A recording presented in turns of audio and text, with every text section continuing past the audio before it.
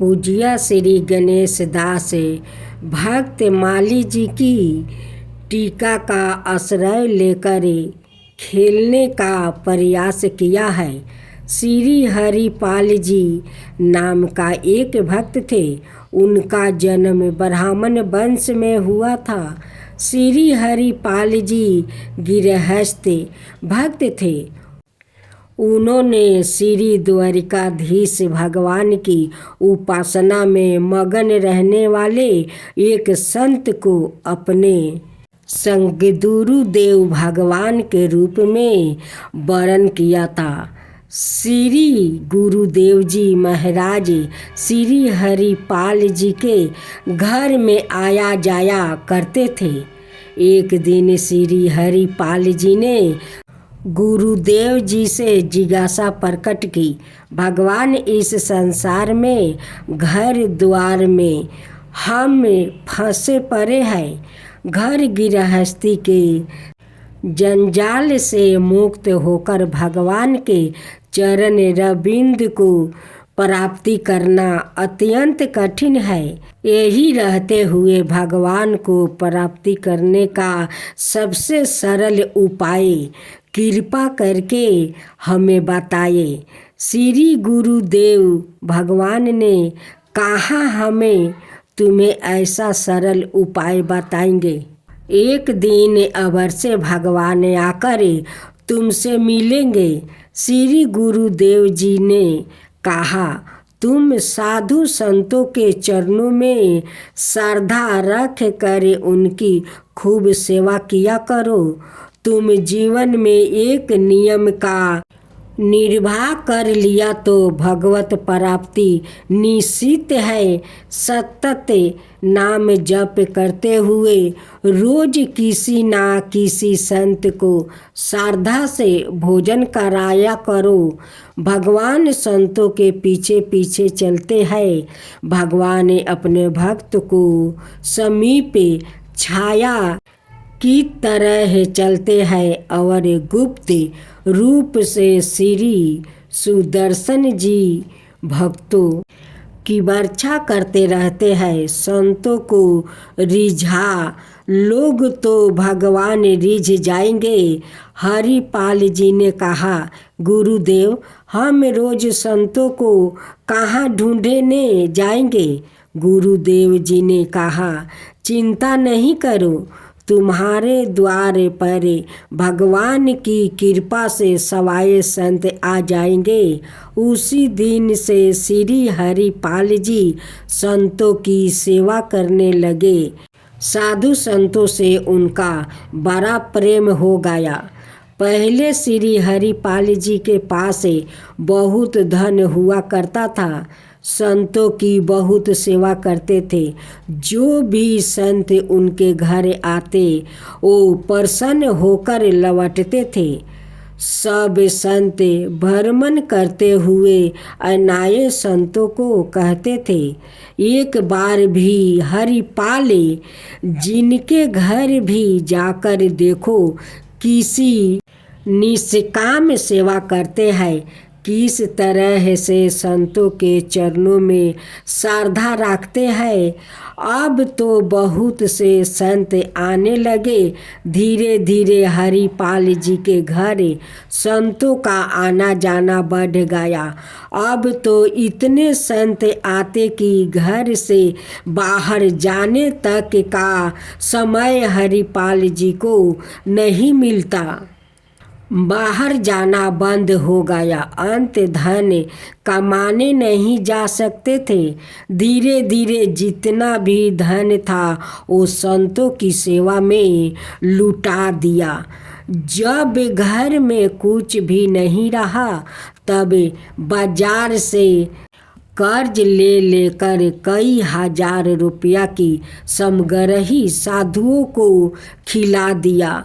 हरिपाल जी की संत सेवा के बारे में सबरते चर्चा थी।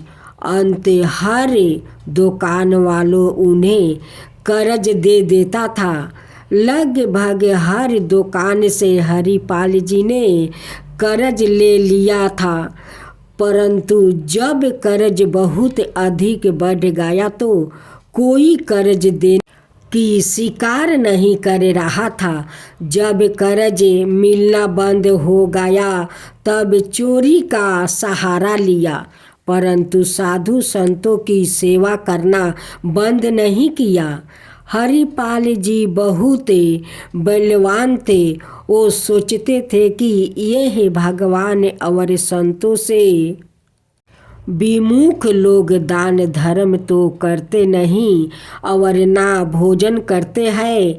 भगवान से विमुख लोग का धन आदि चोरी करके संत सेवा करी जाए तो इन भगवान विमुखों का अन्य संतों के पेट में जाएगा। इस तरह से इन भगवान विमुख लोगों का भी कल्याण हो जाएगा और संतों की सेवा भी होगी। चोरी करते समय यह ध्यान में रखते थे कि भगवान से विमुख धनिक का धन ही ले जो भक्त वैष्णवों संतों और अथवा भक्त का कोई चिंता तिलक कंठी दिखाई पड़े तो उस व्याकित का धन नहीं चोरी करते थे।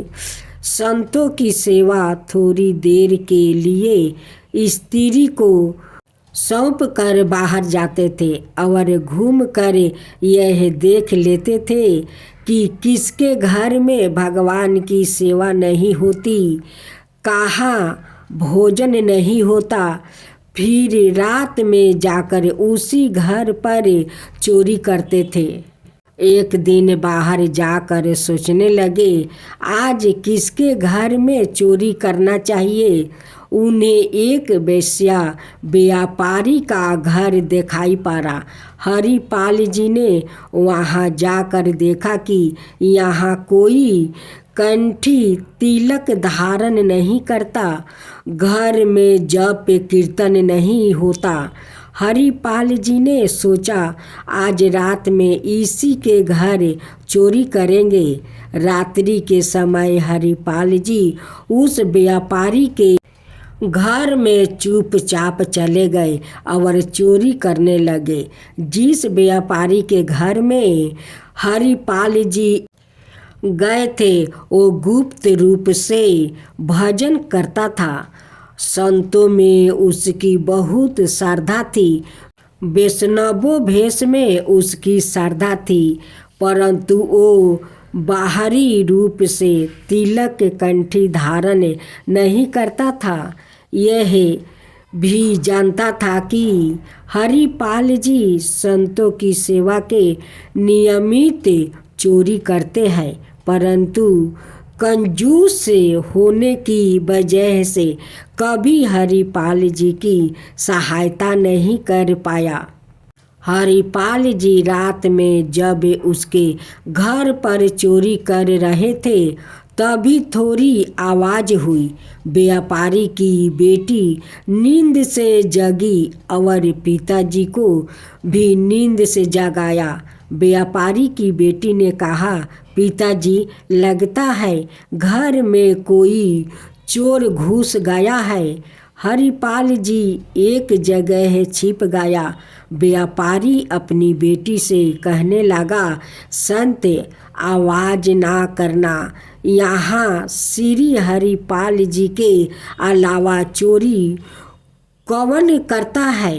इस नगर में एक वही तो चोर है। हमारा परम सौभाग्य है कि हरिपाल जी हमारे घर चोरी करने पधारे। कंजूसी के कारण हम उन्हें धन तो कभी दे नहीं पाए, परंतु अब हमारी भी धन संतों की सेवा में लागेगा। तुम जाकर शांति से सो जाओ, नहीं तो संतों की सिया में विधन होगा। वो दोनों जाकर सो गया, परंतु हरिपाल जी ने उनकी सब बातें सुन ली। हरिपाल जी रोने लगे और पश्चाताप करने लगे कि यह व्यापारी संतों में कैसा भाव रखता है। अब घर घर चोरी करना भी सही नहीं लगता। पाता नहीं कौन गुप्त भक्त हो और हमें अपराध लगे। मन में बहुत गलनियाँ हुई और निश्चित किया कि आज के बाद रात्रि के समय किसी के घर चोरी नहीं करूँगा। जिसे चादर में चोरी का सामान ले जाता वो चादर भी हरिपाल जी उस व्यापारी के घर छोड़ आए। व्यापारी जान गया कि यह चादर संत हरिपाल जी की है। प्रसाद रूप में उसने उस चादर को स्वीकार किया और मस्तक से लगा लिया। सत्य सत्य नाम जपे और संत सिया से हरिपाल जी सिद्धू परमात्मा हो गया था। जैसे ही वो चादर व्यापारी ने अपने मस्तक से लगाया उसके शरीर में आनंद की एक लहर सी दौड़ गई। पूरब में वो संत और भगवान में श्रद्धा रखता तो था परंतु प्रत्यक्ष सेवा कभी नहीं करता था। उसकी बुद्धि ऐसी निर्मल हो गई कि वो भी संतों की सेवा में लग गया। तब से चोरी छोड़कर हरिपाल जी अभक्तों को पहचान कर लूटपाट करने लगे। एक भाला लेकर जंगल वाले रास्ते पर खड़े हो जाते। हरिपाल जी बड़े बलवान संत थे। वो मार्ग में देखते रहते कि कौन राम कृष्ण आदि भगवान के नाम नहीं लेता उसी को लूट लेता।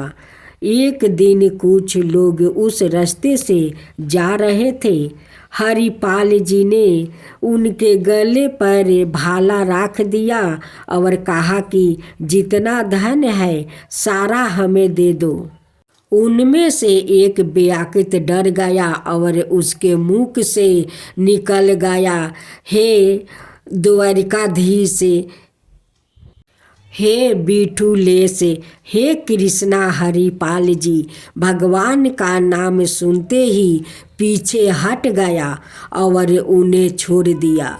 उन लोगों ने सब तरफ यह प्रचार कर दिया कि जंगल के रास्ते से जाने वाले भी सभी भगवान का नाम गाते हुए जाए। उन्हें हरिपाल जी से कोई खतरा नहीं होगा।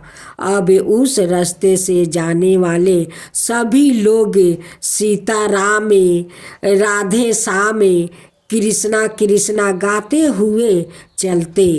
अब हरिपाल जी की लूटपाट पूरी तरह बंद हो गया। एक दिन द्वार पर बड़ी सी संत मंडली आ पहुंची। अब संतों का सत्कार कैसे करे, अपनी स्त्री से यही बातचीत करने लगे। घर में कुछ भी समग्रही नहीं थी। ऐसे में दोनों चंपित भगवान का स्मरण करने लगे।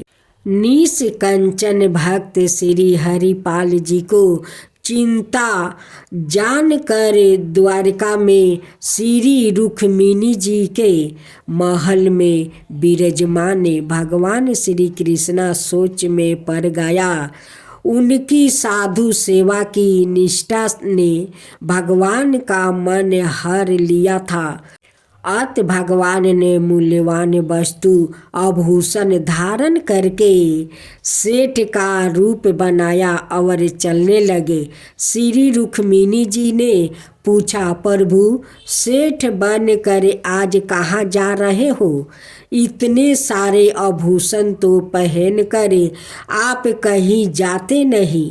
प्रभु बोले, हमारा एक प्रेमी भक्त है, उसी के पास जा रहा हूँ। रुक्मिणी जी सोचने लगी कि ऐसा कौन सा भक्त है जिनके यहाँ इतने सज धज के जा रहे हैं। रुक्मिणी जी ने कहा, मैं भी साथ चलूं क्या? भगवान ने कहा, आओ चले, परंतु श्रृंगार में कोई कमी ना करना। सारे सुंदर आभूषण आप धारण करो और हमारे साथ चलो। भगवान ने रुक्मिणी जी से कहा कि हम ऐसे भक्त के यहाँ जा रहे हैं वहाँ कोई भगवत चर्चा ना होने पाए, केवल व्यापार वस्तु आभूषण के बारे में ही बात करना। रुक्मिणी जी सोचने लगी कि ऐसा कौन भक्त है जो भगवान की चर्चा से चिढ़ता हो। दोनों सेठ और सेठानी श्री हरिपाल भक्त के द्वार पर आए और पूछने पर भी हरिपाल जी से कहने लगे, हाँ जी, मैं अमुक गांव जा रहा हूँ। मार्ग में अकेले जाने पर अनेक संकट है। यदि हमें कोई पहुँचा दे तो हम उसे मजदूरी के रुपया दे देंगे। भक्त हरिपाल जी ने कहा कि संत लोग द्वार पर रुके हुए हैं, मजदूरी के रुपये पहले दे दो। सेठ ने रुपये दे दिया। उन रुपयों को लेकर अपनी स्त्री को देकर कहा कि उन रुपये से संतों को बाल भोग कराओ, मैं इन्हें पहुंचा कर अभी आता हूँ। जंगल में जाकर सेठ के पास बहुत सा धन देकर श्री हरिपाल जी मन ही मन अति प्रसन्न हुए। श्री हरिपाल जी ने ध्यान देकर देखा कि उनके गले में माला और मस्तक में तिलक नहीं है। यह वैष्णवों का सा आचार्य नाम उच्चारण आदि भी नहीं कर रहे हैं। इनके शरीर पर अति मूल्यवान इतने आभूषण है तो घर में सोना चांदी जेवरात के भंडार भरे होंगे। ऐसे में यदि मैं यह सब छीन भी लूँ तो कोई विशेष हानि नहीं होगी। सेठ सेठानी भी केवल घर व्यापार की बातें ही करते रहे। एक स्थान पर रुक कर श्री हरिपाल जी दोनों से बोले, तुम्हारे पास जितना सामान है सब साधु संतों के नियमित निछावर अपने शरीर से उतार कर दो, नहीं तो पीटेंगे। उन दोनों ने सब कुछ उतार कर डाल दिया। श्री रुक्मिणी जी अंगुली में एक छाला था, वो उनसे नहीं निकला। तब श्री हरिपाल जी अंगुली मोड़ कर उनसे निकालने लगे। तब वो बोली, अरे तू तो बड़ा ही कठोर है, मेरी अंगुली टूट जाएगी, इस छर्रे को छोड़ दे। भक्त जी ने कहा, छोड़ कैसे दूं? इससे तो कई संतों का भोजन होगा। इस साधु सेवा निष्ठा की बात सुनकर भगवान ने सेठ रूप को त्याग दिया और श्याम सुंदर अनूप रूप धारण कर अपने भक्तों को दिखाया। हरिपाल जी के गुरुदेव की वाणी सत्य हो गई। मेरी प्यारे हो, भक्तों में सेठ हो, ऐसा कहते हुए भगवान ने हरिपाल जी को छाती से लगा लिया। जब कोई भक्त जीवन में कोई नियम लेता है तो उस नियम के ढूंढता की प्रतीक्षा अवश्य होती है और यदि वो उस नियम का किसी भी परिस्थिति में त्याग नहीं करता तो भगवान की प्राप्ति सहज हो जाती है। गुरुदेव जी के द्वारा दिया हुआ नियम हरिपाल जी ने कभी नहीं छोड़ा। कैसा भी दुख आया परंतु संतों की सेवा करते रहे। बाद में भगवान ने हरिपाल जी की संत सेवा से प्रसन्न होकर उन्हें अपार धन दिया। राधे राधे भक्त जनों, आज आप सुनेंगे श्री हरि राधे भक्त पाल जी की कहानी।